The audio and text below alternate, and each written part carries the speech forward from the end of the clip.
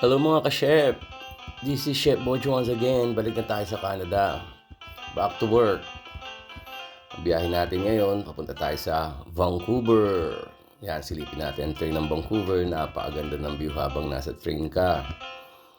Dito nga pala ulit ako nagbabalik sa Canada para magtrabaho muli para sa pamilya at sa inang bayan.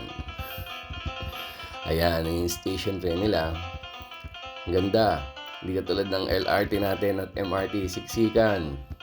Dito makikita mo ang luwag-luwag ng traffic, ang ganda ng mga ano.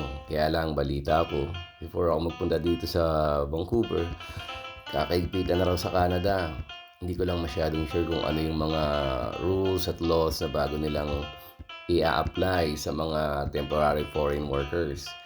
Kaya guys, kung gusto nyo mag-apply, apply kayo sa Job Bank. Hanapin nyo yung may mga sponsorship, yung may LMIA. Kung gusto nyo pang magpunta ng Canada.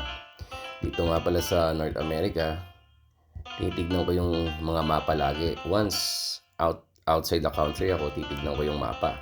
Para alam ko kung saan yung mga pupuntahan ko. Ayan, nandito ako sa bandang Colombia.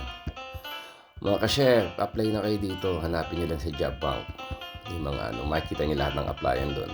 Ang ganda ng view. Blue skies, white clouds, green trees, yung mga makikita natin dito sa Vancouver. Pag nakasakay ka sa train, enjoy naman ang biyahe.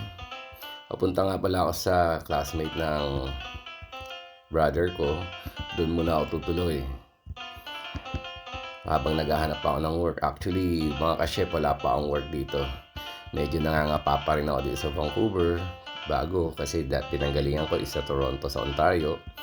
Oakville, pinaka-place ko ron. Ayan yung downtown nila. Ang ganda ng mga buildings. Ang gwapo ni Chef Bodge, mga ka-chef. Enjoy lang.